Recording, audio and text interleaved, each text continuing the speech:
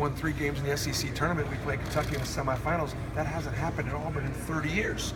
So when you do something in your first year, hadn't been done in 30 years, it's something. I got to give those kids credit for that. And then last year, we were 6-3 when T.J. Dunnins went down.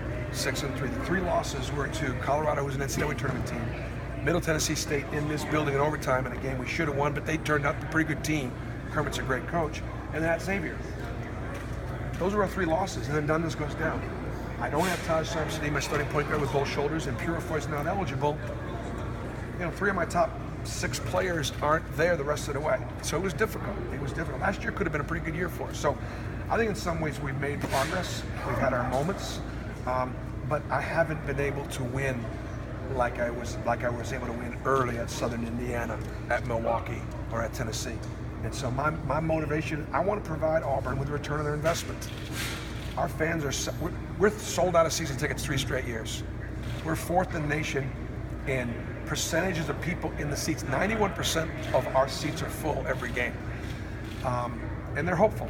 And so right now we're getting close to the season, and I have no problem going to sleep. But if I wake up, it's 2 o'clock in the morning, I cannot go back to sleep because I'm thinking about how can I give these fans a return on investment? How can I do a better job for my players to put them in a better position than 11th? You did win immediately at Tennessee about a decade ago. Is it just tougher in this conference now than it was then, or is it just a different situation? Great question. I said it then, I'll say it. Buzz Peterson left talent at Tennessee. He absolutely left talent. And I inherited some really good pieces, and we won right away. It was also a style of play that was perfect. The 3-ball for Chris Lofton, the up-tempo for C.J. Watson, the undersized power forward in Dane Bradshaw, pressing with Major Wingate on the ball. I mean, the talent that was there fit what I did, and so it was a beautiful, perfect marriage, and it had success early. The league is better now than when I was at Tennessee, but it's not better at the top of the league. And that's how leagues are always judged, how good you are at the top. Kentucky's always going to be Kentucky. But when Billy was at Florida, they were always there. When I was at Tennessee, we were always there. And then those 3 teams in the East helped bring Georgia up and Vanderbilt playing that schedule. And then Arkansas or LSU or Alabama or Mississippi State, those some teams in the West. But now, if you look at the bottom 4 teams in our league right now, Missouri picked last. Missouri is from the Big 8, the Big 12, the Big 10. What are they anyways? How many schools do they have in the Big 12? 10. 10, yeah.